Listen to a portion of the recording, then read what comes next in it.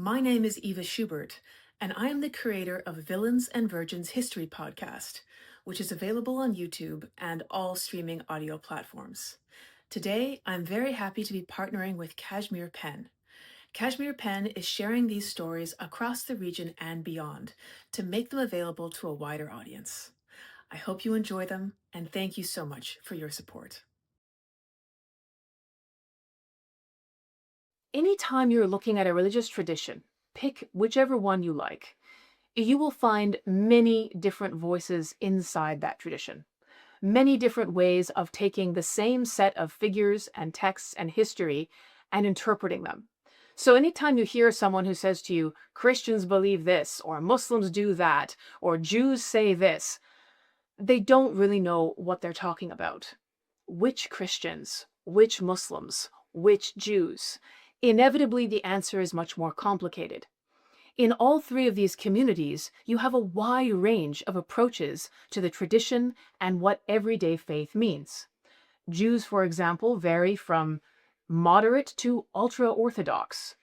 Christians are divided into many different groups. You have Latin Catholic Christians, you have Orthodox Christians, you have other groups like Maronites, Coptic Christians, and many smaller communities besides. And within Islam, there are many divisions also. You have the broad division between Sunni Muslims, which are something like 80% or more, and Shia Muslims, which are the remainder. But inside those two divisions, there are still many differences of opinion and understanding.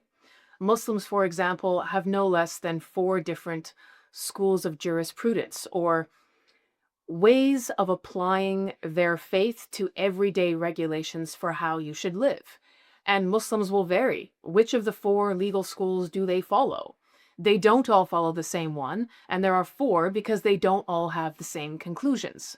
And that's just a very surface overview of the kinds of differences that people have inside each of these major communities. Now, in every religious tradition, including the Muslim one, there are some people who tend to stress rules and rituals as ways of properly doing religion. And this normally results in a fairly formal, legalistic practice. And then there are people who are far more focused on a personal, emotional connection to God. They're not so much interested in what you wear or how you trim your beard, but on the content of your spirit. And Sufis fall into this category.